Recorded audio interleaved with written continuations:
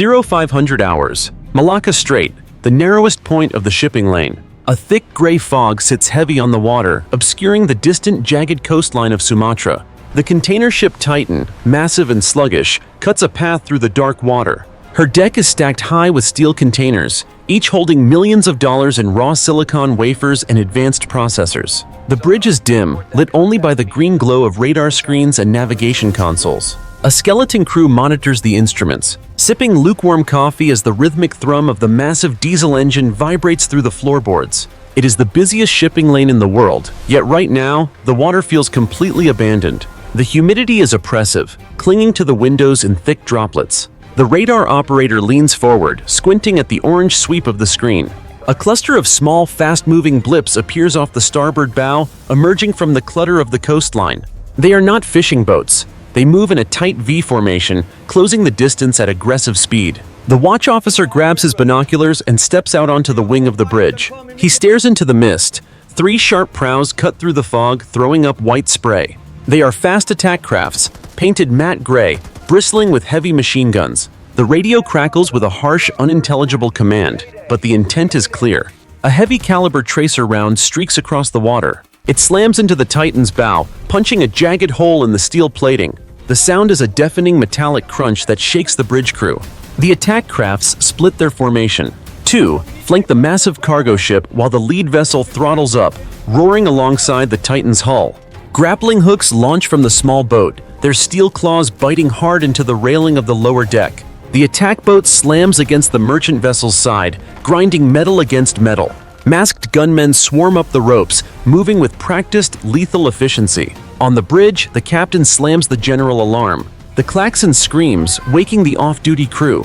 The captain shouts into the radio, broadcasting a frantic mayday on the emergency channel. Piracy attack taking fire. Coordinates. Glass shatters as the flanking boats open fire on the bridge windows. Heavy rounds rip through the console, sending sparks and plastic shrapnel flying in all directions. The helm officer screams, clutching a shredded shoulder, and collapses to the deck. Blood sprays across the navigation charts. The captain dives for cover behind the heavy steel pedestal of the wheel. More rounds pepper the bulkhead, chewing up the communication equipment. The radio goes dead. Below decks, the ship's private security team scrambles. They rush down the narrow corridors, carrying shotguns and pistols. They reach the watertight door leading to the main deck just as the boarding party breaches it. A shaped charge explodes. The heavy door blasts inward, crushing the lead security guard against the far wall. Smoke fills the passageway. The boarding team pours through the breach, their assault rifles flashing in the strobe of the emergency lights. The firefight is brutal and short. The security guards fire blindly into the smoke. One attacker jerks back, hit in the vest, but his partner steps over him and unleashes a burst of automatic fire. The remaining guards fall, their bodies riddled with rounds. The attackers step over the dead, moving deeper into the ship's belly. The assault leader kicks open the door to the bridge. He puts a round into the ceiling, silencing the screaming crew. He barks a command. A subordinate shoves the bleeding helm officer aside and takes the wheel. He disengages the autopilot and spins the wheel hard to starboard. The massive ship groans as it begins a slow, agonizing turn away from the shipping lane. The leader smashes the transponder with the butt of his rifle. The ship vanishes from global tracking systems. The Titan lists slightly as it turns, its wake churning violently. The attack crafts form a tight escort, guiding the captured prize toward a hidden cove in the archipelago. On the bridge, the captain kneels with his hands behind his head, staring at the blood pooling near the broken radar screen. The fog swallows the ship whole. 900 hours, Philippine Sea, aboard the US aircraft carrier Freedom. The tropical sun beats down on the black non-skid deck, creating shimmering waves of heat. Ground crews in color-coded jerseys scramble around parked fighter jets like worker ants. The air smells of jet fuel, burnt rubber, and exhaust. The massive ship cuts through the swells, leaving a wide white wake that stretches for miles behind the stern. The roar of idling engines is a constant bone-rattling vibration that shakes the steel underfoot. The ship's 1MC loudspeaker crackles, cutting through the mechanical din. General quarters. General quarters. All hands man your battle stations, this is not a drill. The casual rhythm of the deck crew snaps instantly. Mechanics strip heavy tie-down chains from the landing gears. Ordnance handlers rush carts of missiles toward the wing pylons. The relaxed atmosphere evaporates, replaced by frantic, focused energy. Pilots sprint from this ready room, helmets in hand, their flight suits soaked in sweat. They scramble up the ladders of their fighter jets. Canopies hiss shut, sealing them in. Engines whine, the pitch increasing until it becomes a piercing scream. The jet blast deflectors rise from the deck, heavy steel plates acting as shields against the exhaust. The first jet taxis to the catapult shuttle. The nose gear locks into the track. The pilot checks his flaps and gives a sharp salute. The shooter on the deck drops to one knee, touches the deck, and points forward. The engine roars to full afterburner. A 20-foot tongue of blue-orange fire erupts from the exhaust, distorting the air behind the jet. The steam catapult fires. The jet is hurled forward, accelerating from 0 to 160 miles per hour in 2 seconds. The force compresses the tires and shakes the airframe. It screams off the edge of the bow, dipping slightly toward the water before clawing for altitude. Another jet moves into place. Then another. The deck becomes a violent assembly line of noise and speed. High above the flight deck, in the Carrier Air Traffic Control Center, the Strike Group Admiral stands over the digital tactical plot. He looks at the red zone marking the Malacca Strait. He speaks calmly into the handset, his voice flat. Launch the alert fighters. Establish a combat air patrol over the last known coordinates of the Titan. Rules of engagement are tight. Do not fire unless fired upon, but push them back. 4 jets form up in the sky, banking hard to the west. Their wings are heavy with air-to-air missiles and external fuel tanks. They punch through the cloud layer, leaving white vapor trails against the blue sky. The sonic boom hits the water below, shaking the hull of the carrier. The strike group begins a hard turn. The massive hull of the carrier leans into the turn, plates groaning under the stress. Flanking destroyers adjust their course to match, their bows crashing through the waves. The fleet is no longer patrolling, it is hunting. 1,300 hours, airspace over the South China Sea. The world at 30,000 feet is a blinding expanse of azure and white. The sun reflects off the thick cumulus clouds below, creating a landscape of blinding glare. Inside the cockpit of the lead US fighter jet, the only sound is the rhythmic hiss of oxygen and the low hum of the avionics. The pilot scans the horizon, his visor reflecting the instrument panel.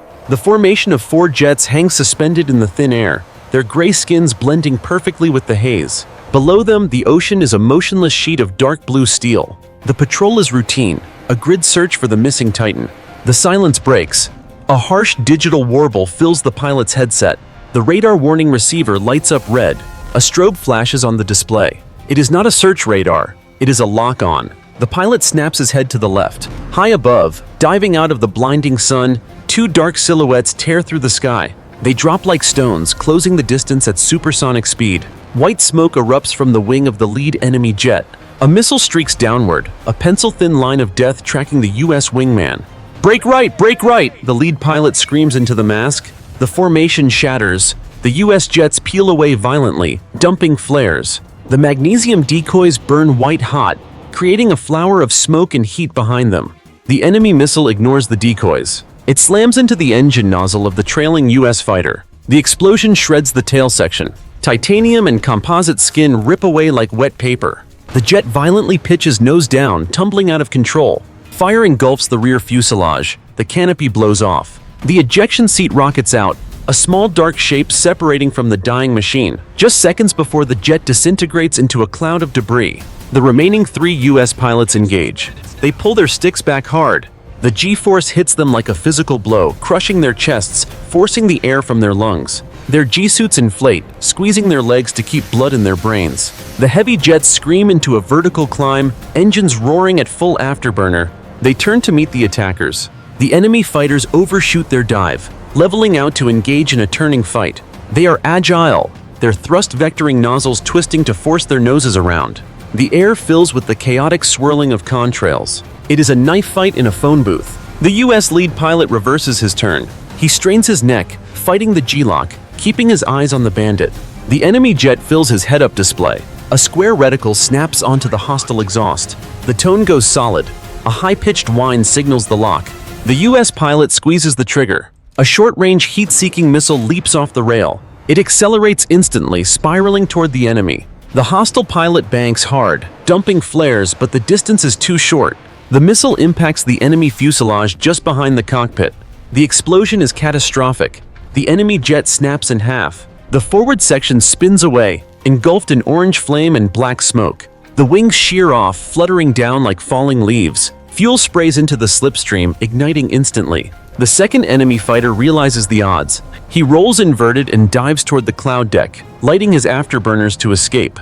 The US lead commands his wingman to pursue, but a voice from the AWACS command plane cuts in. Disengage, return to station, save your fuel. The US pilots level their wings. Their breathing is heavy, ragged gasps over the radio. Below them, two distinct plumes of black smoke mark the ocean surface. One is their wingman.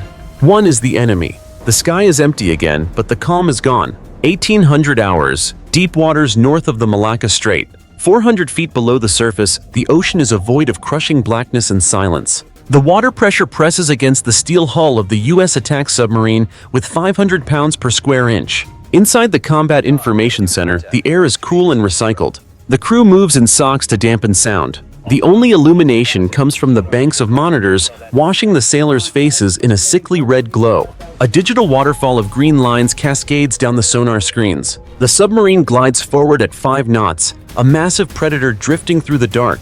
The sonar operator stiffens.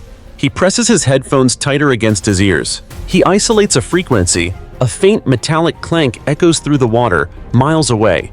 It repeats, rhythmic, mechanical. Con sonar, contact Sierra 1, the operator whispers, his voice cutting through the quiet room. Transient noise, metal on metal, bearing 210. The captain leans over the plot table. He nods. On the screen, a new signature resolves. It is faint, hiding in the thermal layers of the water. An enemy diesel-electric submarine hovers near the seabed. Its torpedo tubes are open. It is not hunting ships. It is vomiting naval mines into the choke point, seeding the floor with explosives. Suddenly, the enemy sub shifts. Its passive sensors detect the American reactor hum. The hunter becomes the hunted. Torpedo in the water, the sonar operator screams. Bearing 210, high-speed screws. The silence shatters. The captain shouts, right full rudder, flank speed, cavitate. The helmsman spins the yoke. The massive nuclear submarine banks hard to the right, groaning under the sudden stress. The propeller bites into the water, churning a violent vortex of bubbles. The engine room roars to life, pushing the vessel to maximum power. Outside, the enemy torpedo closes the distance. Its propeller screams a high-pitched whine that tears through the water. It tracks the wake of the US sub. Countermeasures, now! The weapons officer smashes a button. Compressed air hisses. Noisemakers eject from the hull. They erupt into a wall of bubbles and acoustic static, mimicking the sound of the submarine. The enemy torpedo takes the bait.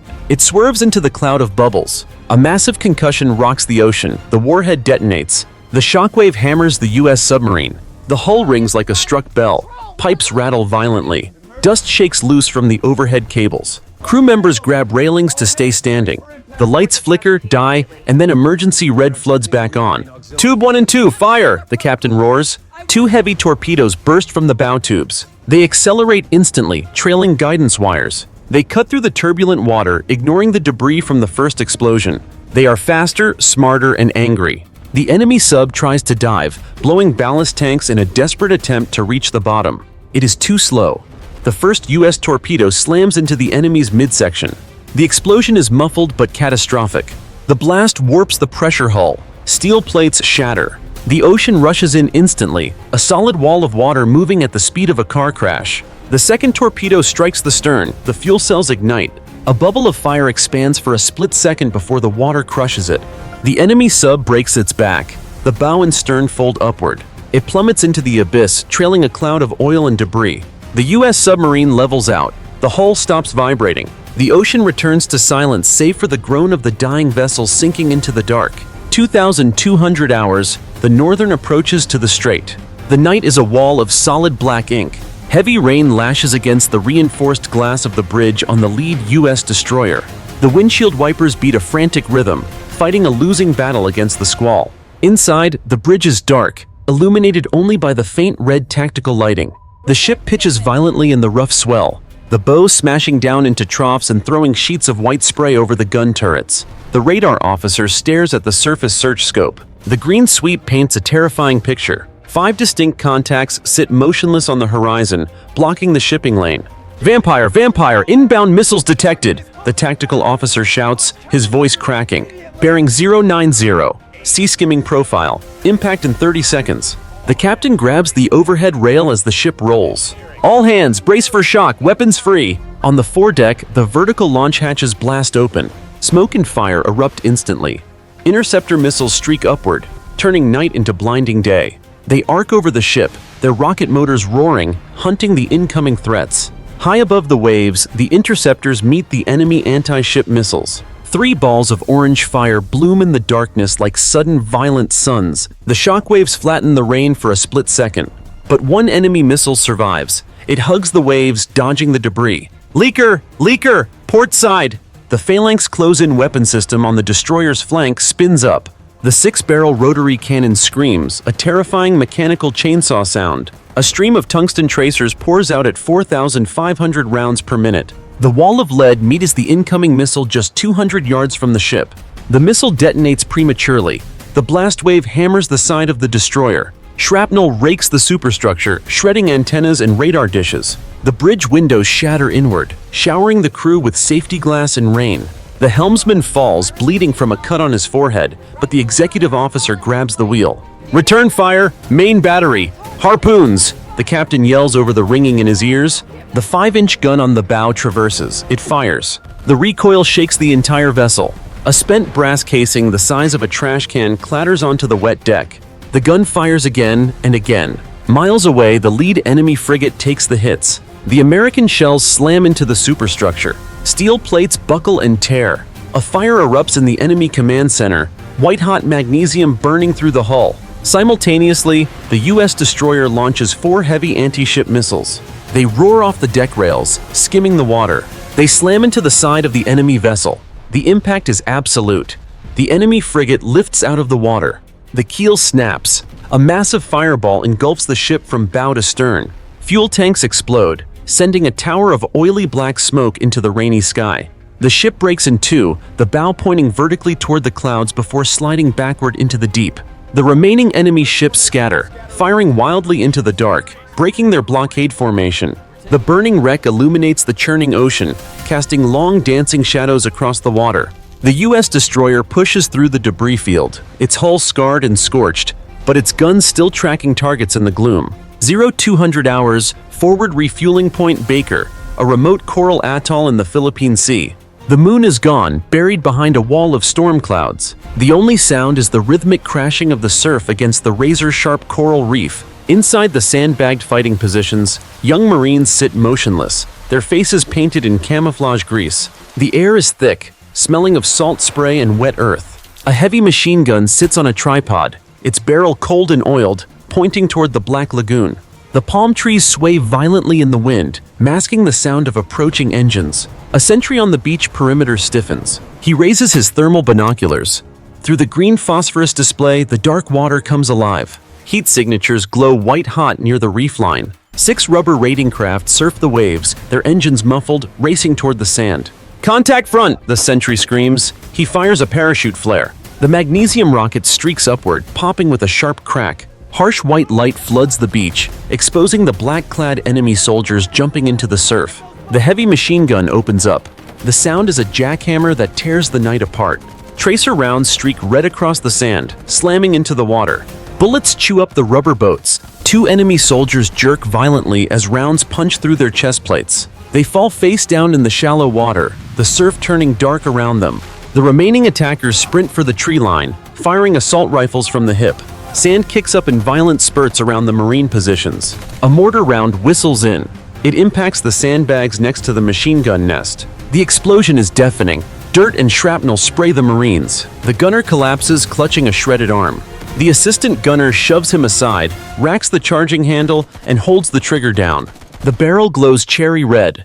Enemy grenades sail through the air. One lands in a forward foxhole. The detonation throws a Marine ragdoll style out of the pit. The attackers reach the vegetation. They move fast, flanking the bunker. The platoon commander grabs the detonator clacker. He screams over the gunfire, "Claymore! Claymore! Claymore!" He squeezes the handle. 3 directional mines on the perimeter detonate simultaneously. 700 steel ball bearings shred the jungle foliage at chest height. Trees splinter. The advancing enemy squad disappears in a cloud of pink mist, dirt, and flying wood chips. The assault stalls instantly. The shooting stops as quickly as it started. Smoke drifts across the beach, illuminated by the dying flare. The only sounds are the cries of the wounded dragging themselves back to the water and the hiss of the hot machine gun barrel cooling in the rain. 0600 hours, the Philippine Sea. The sun breaks the horizon, casting a blood-red glare across the calm ocean swells. The U.S. Carrier Strike Group moves in a tight defensive formation. The aircraft carrier sits in the center, surrounded by a ring of cruisers and destroyers. The morning air is cool, but the atmosphere on the bridge is brittle. Radar arrays spin rhythmically atop the superstructures. Crew members on the flight deck conduct foreign object damage walks, heads down, searching the non-skid surface for debris. It is a deceptively peaceful morning. The calm shatters. A shrill, oscillating alarm screams through every speaker on every ship in the fleet. The voice from the Combat Information Center is not human. It is a computer-generated warning. Technique control. Ballistic missile inbound. Multiple signatures. Mach 7. High in the atmosphere, 300 miles away, the enemy hypersonic missiles tip over. They cease their climb and begin the terminal dive. They tear through the stratosphere, their heat shields glowing white-hot from friction. They do not arc like normal rockets. They glide, skipping off the atmosphere, altering their course to confuse tracking radars. They move at over a mile per second. Batteries release, birds away. The ocean surface erupts. The vertical launch cells on the escorting cruisers blast open. Compressed gas ejects massive interceptor missiles into the air before their main motors ignite. The rocket exhaust scorches the deck paint. Pillars of white smoke shoot vertically into the sky. Within seconds, a dozen interceptors race upward, seeking the incoming death. The sky becomes a chaotic web of smoke trails. The first interceptor meets a hypersonic warhead 50 miles up. A flash of light, brighter than the rising sun, blinks into existence. The explosion vaporizes the enemy missile in the upper atmosphere. But two warheads punch through the defensive net. They dive vertically toward the carrier. "Brace for impact, hard to starboard," the carrier captain roars. The massive ship lists violently. Equipment slides across the bridge. Coffee mugs shatter. The 100,000-ton vessel carves a deep trench in the water, desperately trying to spoil the enemy's targeting solution. The close-in weapon systems, CIWS, on the sponsons spin up. They unleash a wall of tungsten, a last-ditch effort to shred the incoming metal. Chaff mortars fire, blooming into metallic clouds to confuse the radar seekers. The first missile slams into the ocean, just 50 yards off the port bow. The kinetic energy transfer is immense. It does not need a warhead. The impact acts like a meteor strike. A wall of water 5 stories high rises instantly. The shockwave hammers the carrier's hull. Steel plates buckle. The ship shudders as if it hit a reef. The second missile airbursts directly above the flight deck. Thousands of tungsten fragments rain down like shotgun pellets. They shred the parked jets. Canopies shatter, fuel tanks puncture. A parked helicopter dissolves into scrap metal. Shrapnel rakes the island's superstructure, shattering windows and severing antennas. Fire alarms scream. Black smoke pours from a hole in the flight deck where a fragment pierced the aviation fuel lines. Damage control parties move, fire on the flight deck. Sailors in silver fire proximity suits sprint into the inferno. They drag heavy hoses, spraying foam onto the burning jet fuel. The ship rights itself, listing slightly to port. The air smells of ozone, burning kerosene, and melted aluminum. The attack lasted 40 seconds. The fleet is battered, bleeding, but still afloat. 1,000 hours, the stratosphere, approaching the enemy coastline. The air is thin and cold at 40,000 feet. 4 massive strategic bombers cut through the wispy cirrus clouds in a loose echelon formation. Their dark, swept-wing silhouettes stand out starkly against the bright white cloud deck below. They have flown 6 hours from the airfield in Guam, refueling twice in mid-air. Inside the pressurized cockpit of the lead bomber, the pilot watches the navigation display count down the distance to the target. The hum of the 4 engines is a steady, powerful drone. The aircraft feels heavy, sluggish, its belly packed with 30 tons of precision-guided munitions. IP inbound. 2 minutes to release, the weapons systems officer states over the intercom. His voice is flat, mechanical. He flips a row of toggle switches on his panel. The master arm light glows red. On the ground below, the enemy air defense radar sweeps the sky. It detects the intruders. Sirens wail across the concrete bunkers of the coastal missile battery, the same battery that struck the carrier hours ago. Crews sprint to their stations. The hydraulic whine of surface-to-air missile launchers fills the air. Ayo, as they traverse upward, seeking targets. Doors coming open. The belly of the lead bomber yawns wide. The slipstream roars, buffeting the airframe. The drag slows the massive plane slightly. Release, release, release! The racks clunk loudly. Heavy munitions drop free from the bay. They fall tumbling for a split second before their tail fins snap open. They stabilize, pointing their laser guidance noses toward the Earth. 24 massive bunker buster bombs streak downward, accelerating to near supersonic speeds. They scream through the cloud layer, invisible hammers falling from the heavens. The first bomb strikes the reinforced concrete roof of the central command bunker. It does not explode on impact. It punches through the 6 feet of steel-reinforced concrete like a needle through fabric. A cloud of gray dust puffs out of the entry hole. A fraction of a second later, the delayed fuse detonates deep underground. The earth heaves. The entire bunker complex lifts 3 feet into the air. The concrete roof cracks into 1,000 jagged plates. A column of fire and debris erupts from the center, shooting hundreds of feet into the sky. The shockwave ripples outward, flattening the surrounding jungle instantly. The remaining bombs walk their way down the line of enemy missile launchers. The explosions are rhythmic and devastating.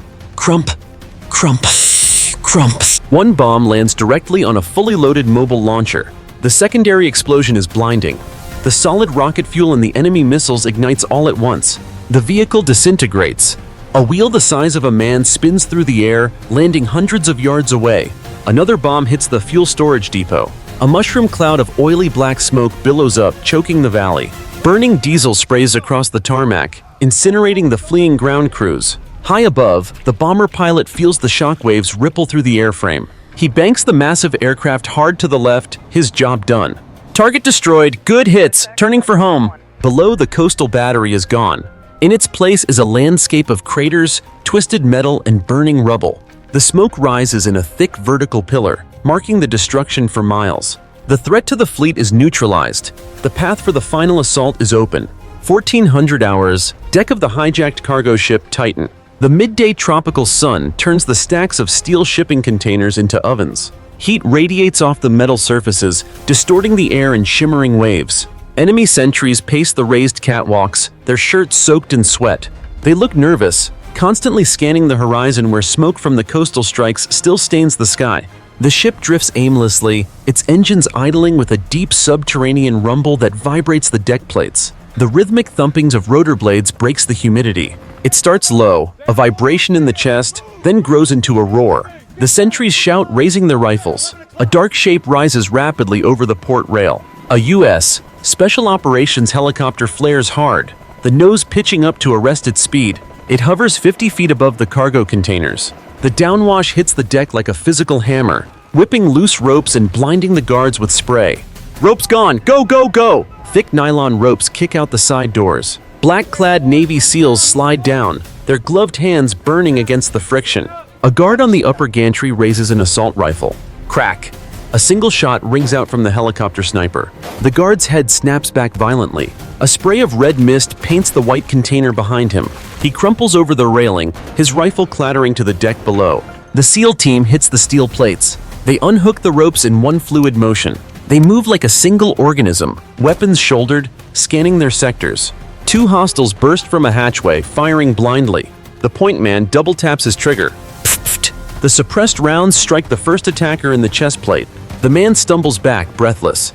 The SEAL puts a third round through the hostile's visor. The man drops like a sack of cement. The second attacker turns to run. The heavy thud of 5.56 millimeter rounds impacts his spine. He sprawls face first onto the non-skid surface, moving to the bridge. Stack up. The team flows toward the superstructure. They move through the narrow corridors, checking corners. The air inside smells of unwashed bodies and stale tobacco. They reach the heavy steel door of the bridge. The breacher steps forward. He slaps a strip charge of plastic explosive along the hinges. He steps back and squeezes the clacker. Boom! The explosion punches the heavy door inward. It flies off its frame, slamming into the far wall. Flash out! A canister sails into the room. Bang! A blinding white light and a concussive wave fill the bridge. The SEALs flood the room, stepping over the smoking debris. Inside, the enemy crew is disoriented, clutching their ears, staggering. The enemy leader reaches for a pistol on the chart table. A SEAL kicks the table. It slams into the leader's hips, pinning him. The operator jams the muzzle of his rifle into the man's cheek. The leader freezes. He slowly raises his hands. The rest of the team sweeps the room. They zip-tie the surviving pirates, forcing them to their knees. The bridge is silent now, save for the heavy breathing of the captured men and the crackle of the radio. The team leader keys his mic. "Command, this is Trident. The Titan is secure. HVT is under control. We have the ship." 1800 hours. The Malacca Strait entrance. The sun dips low on the horizon, bleeding a deep, bruised purple light across the water. The ocean is calmer now, the earlier violence replaced by the heavy industrial rhythm of the fleet reforming. The air still carries the faint, acrid scent of spent explosives and burning fuel. The cargo ship Titan sits at the center of the formation. Her massive diesel engine coughs, then roars to life. Thick black smoke pumps from her funnel, mixing with the evening haze. The water at her stern churns white as the propeller bites into the sea. She begins to move, slow and heavy, back onto the shipping lane. To her starboard, the US destroyer that took the missile hit limps forward. Her profile is jagged. The superstructure is a twisted ruin of blackened steel and melted radar arrays. Sparks shower from the deck as damage control teams cut away hanging debris with torches. She lists slightly to port, a wounded animal refusing to die. Despite the damage, her remaining gun turret rotates, tracking the horizon, daring the enemy to return. Miles away, near the coastline, the remnants of the enemy fleet turn their sterns to the Americans. They are retreating. They move erratically, trailing slicks of oil and debris that bob in the swell. They disappear into the gathering shadows of the archipelago, broken and routed. High overhead, the sound of freedom returns. A flight of 4 fighter jets executes a low-altitude show-of-force pass. They scream over the convoy at 500 knots, barely 200 feet above the water. The roar is deafening, vibrating the chests of the sailors on the decks below. The pilots tip their wings, banking hard to establish a protective orbit for the night. On the flight deck of the carrier Freedom, a transport helicopter touches down heavily on the pitching deck. The rotors spin down. Medics sprint across the non-skid surface, ducking low. They carry stretchers. The rear ramp drops. Navy corpsmen rush the wounded SEALs and injured sailors toward the island's medical bay. Blood drips onto the steel deck, but the men are alive. Behind the Titan, the backlog of global commerce begins to move. Dozens of other container ships, tankers, and bulk carriers, previously holding station miles back, surge forward. They fall into a single file line behind the US warships. It is a convoy of steel stretching for miles, a massive artery of the global economy pumping once again. The admiral stands on the bridge wing of the carrier. He watches the Titan pick up speed. He looks at the endless line of ships following in her wake. He taps the railing once, then turns back to the tactical plot. The fleet increases speed to 20 knots. The bows cut through the darkening water, throwing up heavy spray. The navigation lights flick on, red, green, and white. The lane is open. The semiconductor supply chain is secure. The US Navy sails into the night, an iron wall between the cargo and the chaos.